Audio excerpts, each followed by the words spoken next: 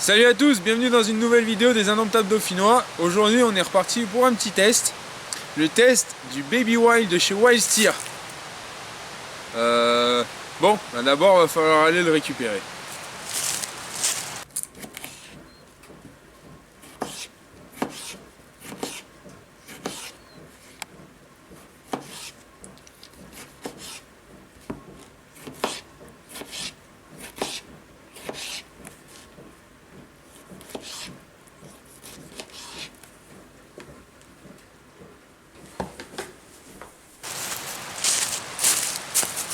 Bon, je disais, le test du Baby Wild de chez Wild Steer.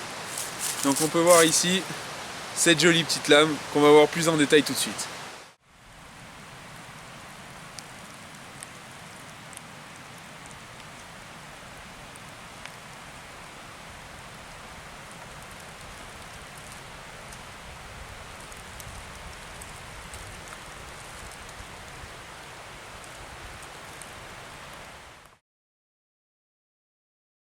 Voici donc ce splendide couteau. Donc on est vraiment sur quelque chose d'assez typique. Coutellerie française bien sûr. Je suis très fier de vous présenter ce couteau. Donc on est sur un couteau relativement petit, puisqu'on est sur un couteau qui fait 20 cm en tout pour 10 cm de lame et 90 cm de lame utile. Donc bien sûr le tranchant ici utile. On a une largeur de lame ici de 21 mm pour une épaisseur de 4 mm. On est sur un acier Sandvik 12C27 avec une résistance de 59 HR, une dureté de 59 HRC pardon, suite à une trempe cryogénique. On est sur un poids avec étui de 140 grammes pour 94 grammes sans l'étui, juste le couteau. Donc on est sur quelque chose de relativement léger. Couteau qui pèse 94 grammes, c'est vraiment pas très lourd, et l'étui qui pèse 45 grammes, donc on est vraiment sur quelque chose de raisonnable. On a un profil un peu bowie avec une émouture plate partielle, un fil en V, on arrive à distinguer là à la caméra. On n'a pas de coating, le manche est en cuir avec lanière en cuir, et pour faire le bombé qu'on a là, en fait dessous on est monté avec des plaquettes bois. On est presque sur une plate semelle. Je vous laisse admirer 2 secondes la photo. Donc vous avez pu voir la photo, on est vraiment quasiment sur une plate semelle. Donc ces couteaux sont pas fabriqués directement par Wild Steer, en fait ils sont fabriqués à tiers. Suite à une découpe laser, on obtient après la dureté avec une trempe cryogénique, puis Wild Steer récupère les couteaux pour faire le fil en V, pour fignoler la lame, pour fixer les plaquettes en bois puis le cuir. En fait c'est tout collé sur manche, et l'étui que l'on voit là, donc qui pèse, je le rappelle, moins de 50 grammes, est fait par un artisan qui est proche de l'entreprise Wild Steer.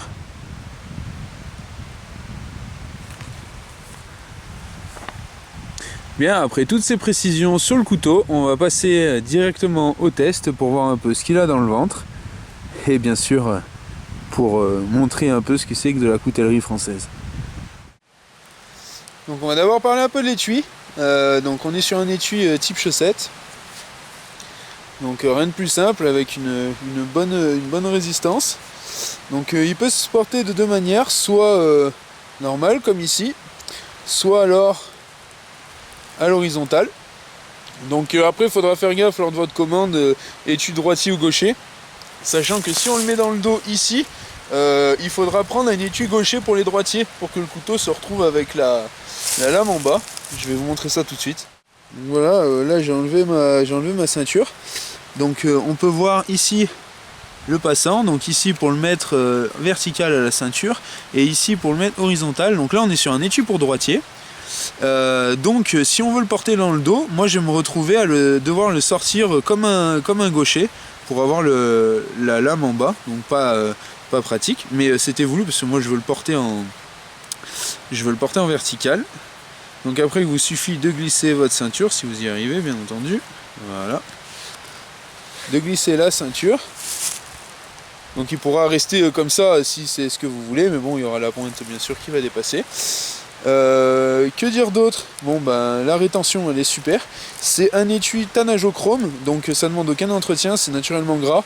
Une fois par an il faut le traiter à la... comment ça s'appelle? Au cirage. Mais sinon vraiment pas besoin d'entretien particulier, c'est la même matière que le manche ici. Donc on va pouvoir l'emmener et aller dans l'eau sans trop de problème, ce qui est assez pratique puisque celui-là c'est un Sandvik 1277, donc un acier inoxydable. Après bon bah il y a des aciers au carbone qui sont disponibles, ça c'est à vous de voir selon vos préférences. Donc niveau rétention on est vraiment sur quelque chose, ça craint pas de bouger.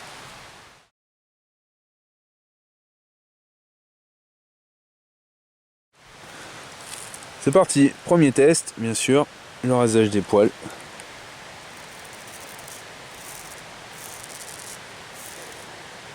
Bon, comme vous le voyez, le couteau n'est pas du tout efficace. Bien, donc là on va attaquer le vif du sujet, le test. Alors sur cet arbre-là, je vais vous montrer la coupe à la volée. Alors c'est un petit couteau. 10 cm de lame, ça va être vraiment un couteau qui va vous accompagner de partout en randonnée et tout. Par contre, c'est pas un couteau comme le SI5 ou j'en sais rien, le Kabare Heavy Duty War Dog. C'est pas des couteaux faits pour faire du gros bâtonnage, pour faire de la coupe à la volée. C'est pas une machette. Ça va vraiment être le couteau complémentaire. Disons, ça va être le vrai couteau de bushcraft, le petit couteau qui va vous suivre de partout en randonnée, à la chasse, à la pêche aux champignons, et qui va vous permettre donc de faire à peu près tout.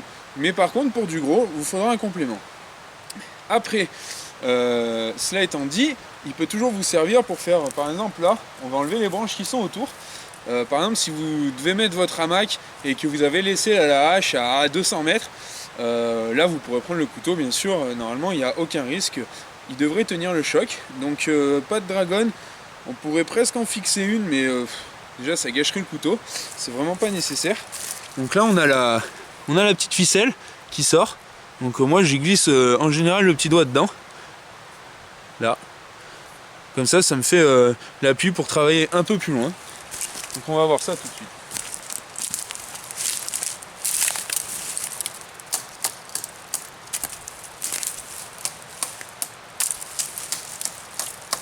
Donc voilà, on est d'accord, c'est pas fait pour. On ira presque plus vite à la main. Voilà, ça peut fragiliser les branches. On va dire ça va vraiment dépanner, mais c'est pas l'objectif de ce genre de lame.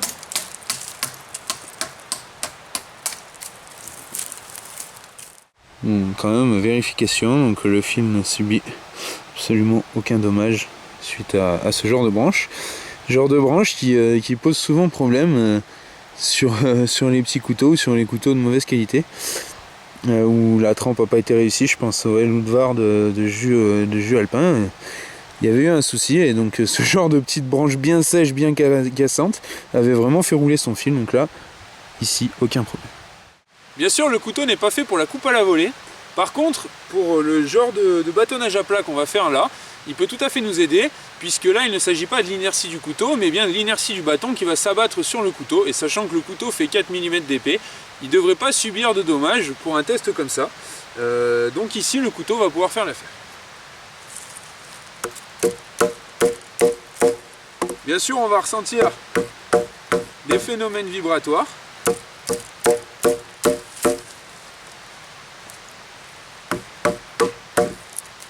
Ce qui est plutôt logique, parce qu'on est sur une petite lame. Mais s'il y a vraiment besoin, ça va vous dépanner.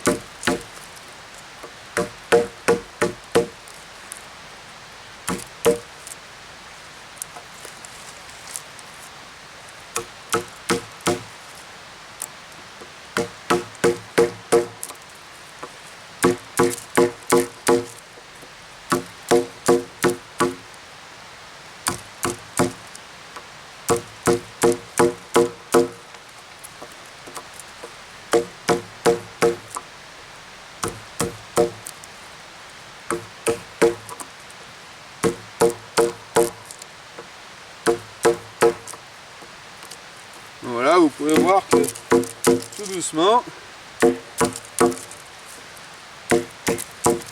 On va arriver à s'occuper d'une branche qui fait bien 5-6 cm de diamètre. Et bien sûr, pendant ce temps, c'est le couteau qui fait le boulot et pas mes bras dans l'exemple.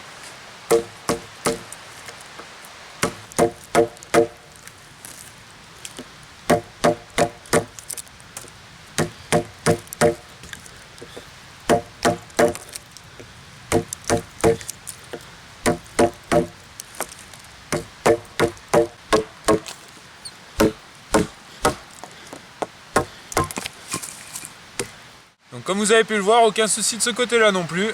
Le couteau sans effort a fait ce que je lui ai demandé. Il est toujours nickel. Bon, en même temps, avec une dureté de 59 HRC, c'est pas le bois qui devrait l'embêter. Voilà. Donc ce genre de travail, ça se fait. C'est pas le travail le plus rapide, c'est pas le travail le plus recommandé. Mais là, on l'a quand même réalisé. Et donc on en est venu à bout. Là, on va passer maintenant au bâtonnage. Donc le bâtonnage, on est sur un petit couteau, c'est pas la peine de bourriner comme des sourds sur une bûche de 30 cm de diamètre. On va s'attarder sur le genre de petit bâtonnage que je ferai moi en camp. Donc sur de la bûche de 4 cm, 4 à 5 cm, histoire que la lame elle dépasse. On pourra monter jusqu'à 7, 8, qui est 2 cm, vu qu'on a une bonne épaisseur de pointe. Mais il ne faudra pas chercher bien plus. Donc faisant 4 cm et mouture plate, ça devrait se faire, voilà, assez facilement, tout doux. Et là, vous pourrez récolter du bois sec pour démarrer votre feu sans aucun souci. C'est assez fin, les fibres sont assez fines, donc ça se fait super bien.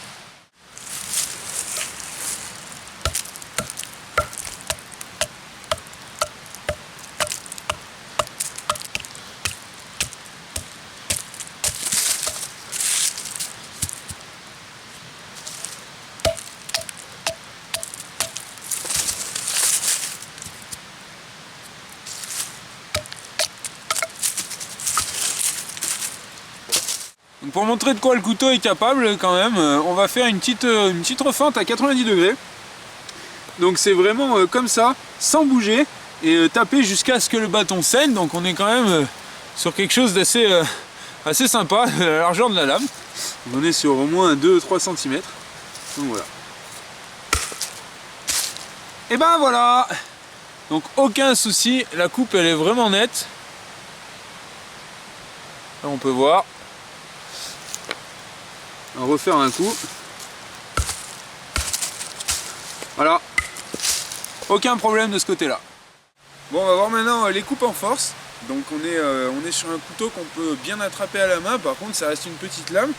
On a l'avantage, c'est qu'on a le doigt quasiment au niveau du début de la lame, du début du tranchant. Donc on va avoir très peu de bras de levier. Donc ça, c'est pour la prise pleine main. Donc il n'y a vraiment aucun problème, ça rentre comme dans du beurre. Et on sent vraiment pas de gêne dans la main, on est vraiment comme ça. Par contre il y a presque des moments où on ne sait pas trop où mettre le pouce. Parce que le manche forcément est un peu, c'est pas un manche hyper large, il fait de la taille du couteau. Donc on se retrouve à se dire on va le mettre là mais on n'est pas à l'aise pour une prise avec la pleine main. Donc on le met là. Ça force un peu, mais bon, vraiment, le couteau pour ce genre de coupe, il est vraiment adapté. Et là, on peut voir que j'ai vraiment, en 2 temps 3 mouvements, j'ai fait ma pointe. Pointe qu'on va d'ailleurs planter avec le talon dépassant qu'on a sur ce couteau. Voilà, donc ce que j'ai expliqué, c'est que vu que le manche est assez petit, moi quand je suis là, j'ai vite fait le tour et le pouce, je sais pas trop où le mettre. Donc en fait, je le bloque ici. Bon, ça pose aucun problème, mais c'était juste pour expliquer que vu que c'est un petit manche, quoi. Donc là, voilà, assez vite, on a fait une pointe. C'est même plus rapide que pour certains gros couteaux que j'ai eu. Maintenant, on va essayer avec la prise inversée. Donc la prise inversée, on va se prendre comme d'hab, comme ça. Donc avec le pouce en général sur la lame. Ici, on n'est pas gêné par le manche parce que niveau épaisseur là on est déjà assez fin, donc quand on vient mettre le pouce on se retrouve pile poil au bon endroit.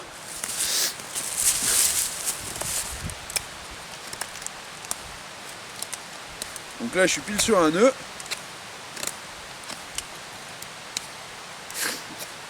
Bon, comme d'hab, c'est pas la coupe que j'affectionne le plus, mais elle fait le boulot. Voilà, avec ce genre de petit couteau on ira vachement plus vite à la main, comme ça. Et en plus on sera beaucoup plus à l'aise, avec un pouvoir de pénétration beaucoup plus important. On maîtrise beaucoup mieux son mouvement sur des petites lames comme ça qu'avec la prise inversée. Et maintenant on va voir donc la prise sur le genou, celle qui enlève les plus gros copeaux. Et après on ira planter notre petite pointe pour mettre notre tarte. Bon voilà, donc là on se retrouve au sol. Donc le couteau c'est vraiment un petit couteau, donc ça va être compliqué la prise genou, parce qu'on se retrouve à devoir décaler la main. Là, ça va vraiment pas être la meilleure coupe avec cette lame, parce qu'on n'est pas, on est juste pas à l'aise, on a le couteau qui vrille. Ça va pouvoir se faire hein, mais c'est pas fait pour. On est vraiment, c'est pas le mode avec lequel on est le plus à l'aise. Bon du coup c'est parti, on va planter notre petit truc. Donc on a un talon dépassant, assez généreux. Bon par contre il faut faire gaffe avec la petite lanière en cuir. Il faut bien la repasser au-dessus et la coincer avec votre petit doigt. Et du coup bah vous pourrez planter des petites sardines pour tenir votre tarte sans aucun problème. Encore une fois, c'est pas le plus adapté, mais c'est possible de le faire. Bon, du coup, on a vu les tests un peu plus durs que le couteau va réaliser. Alors, sachant que vous n'allez pas en faire un quart de ce que j'ai fait dans toute l'utilisation du couteau. Par contre, maintenant, on va passer aux coupes fines, donc coupes intéressantes, coupes qu'on va se servir régulièrement. Donc, la coupe de la nourriture. Bon, vous avez déjà vu ma femme s'en servir à la maison. Couteau qui plaît pas mal aux femmes d'ailleurs, parce que c'est un petit gabarit. Pas du tout une réflexion misogyne ou quoi, mais c'est vrai qu'en général, les femmes, vous avez des mains plus petites que les nôtres. Et donc un couteau assez petit, donc plus sympa et pour une meilleure prise en main pour vous. Puisque bah, par exemple mon bouillard, ma femme elle le trouve clairement trop gros quoi, voilà, faut être honnête. On a les mains super bien placées, petit aparté, parce qu'on a les crans ici qui sont faits pour ressembler, les crans qu'on voit là, qui sont faits pour ressembler à ceux du Wild Steer, puisque le Baby Wild c'est le deuxième couteau de l'entreprise Wild Steer. Donc ça c'est pas des ébavureurs contrairement à son aîné, c'est vraiment des crans pour le doigt, et je les trouve vraiment nickel. Ils accrochent bien, il y en a qui trouvent un peu trop, moi je trouve vraiment nickel, j'ai le doigt qui tombe pile poil. Pour les feather stick, on va voir que ça tombe vraiment à poil. Donc on est vraiment sur un couteau avec une pointe assez épaisse, et en même temps hyper pointu. Du coup ça fait qu'on va pouvoir vraiment faire des travaux quand on va avoir besoin de faire par exemple la pointe pour le feu à l'archer, le trou pour le feu à l'archer pardon. Du coup on va pouvoir vraiment rentrer dans le bois sans trop se poser la question si le couteau va tenir ou pas. Et assez vite on aura donc là par exemple on voit vite, j'ai déjà réussi à faire le trou. Et après bon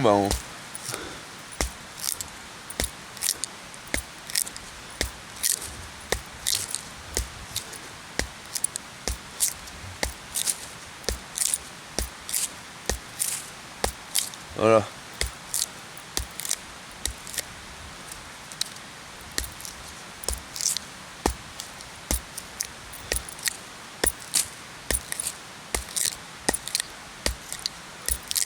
Bon, aucun problème de torsion avec la pointe. C'est vraiment efficace. Faire de plus près un trou pour le feu à l'archer.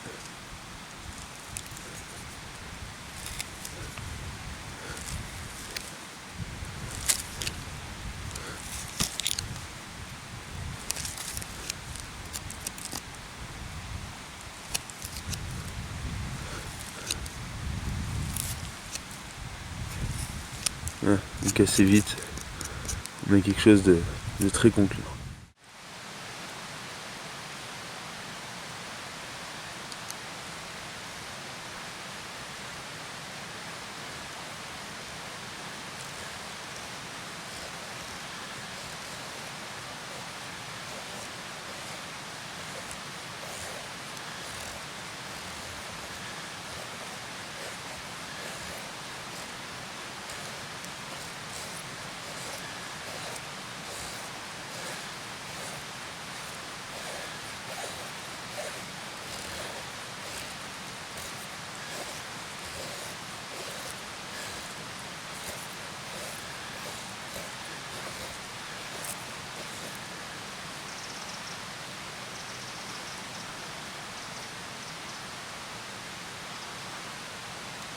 On est vraiment capable de réaliser des hérissons qui sont très très fins.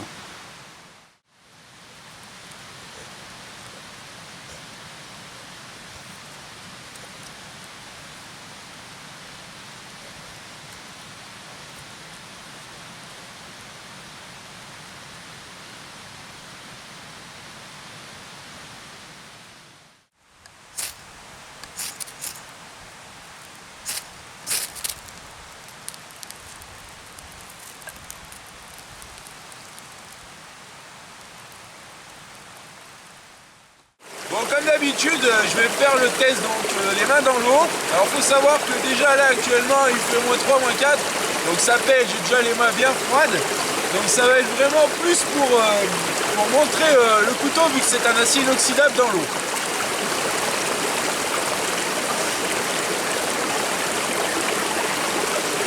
Donc ce qu'on peut retenir, c'est que vu qu'il a un manche en cuir tannage au chrome, il craint pas l'eau.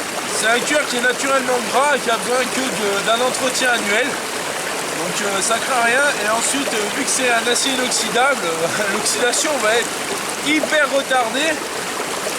Donc on pourra s'en servir même mouillé, ce qui est un avantage pour nous en bivouac. En plus, vu que c'est du cuir, quand le cuir il est mouillé, on a une très bonne accroche. Donc globalement, on va pouvoir s'en servir même mouillé, ce qui est vraiment génial. Là voilà, même avec les mains engourdies, je suis en train de faire des phaser sticks. Donc le couteau glisse tout seul. C'est vraiment sympa à se servir de ce genre de lame. Voilà, après on peut faire plus gros si on veut.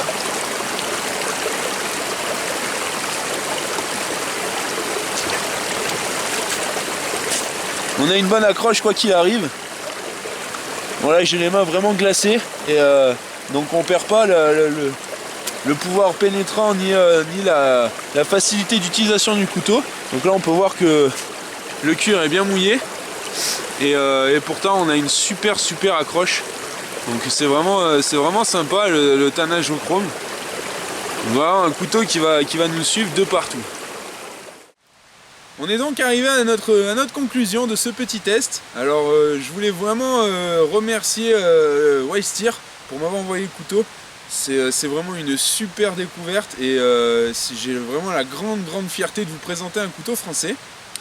Maintenant que dire sur le couteau? Alors du coup on est sur un petit couteau, donc comparé à ce que je teste d'habitude, c'est vraiment des lames qui sont bien plus importantes. Malgré tout il va faire quasiment tout ce que je demande d'habitude au gros couteau, sauf on va dire les coupes à la volée, il est vraiment pas fait pour, et la coupe en force genou par exemple qui ne sert strictement à rien.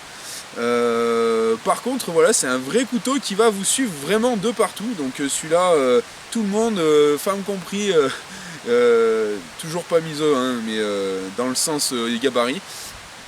Il suivra vraiment tout le monde de partout, dans les bois, aux champignons, dans la cuisine, n'importe où, n'importe quand. C'est vraiment un couteau qui va vous plaire et donc moi m'a vraiment plu. C'est un couteau qui va me suivre dans mes aventures assez régulièrement.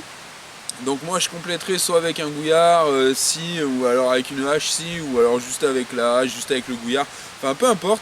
C'est un petit couteau, presque un neck, donc il va être accompagné d'une plus grosse lame ou d'une scie, ou des deux, pour pouvoir faire des sorties et être complémentaires. On parle de 90 grammes, hein, donc ça pèse chi. Il va sûrement me suivre aussi en randonnée, enfin à voir. En tout cas, l'histoire n'est pas terminée pour ce petit couteau. Vous, j'espère que la vidéo elle vous aura plu, que ce couteau vous aura plu. En tout cas, moi je suis séduit. Et ciao, bye bye.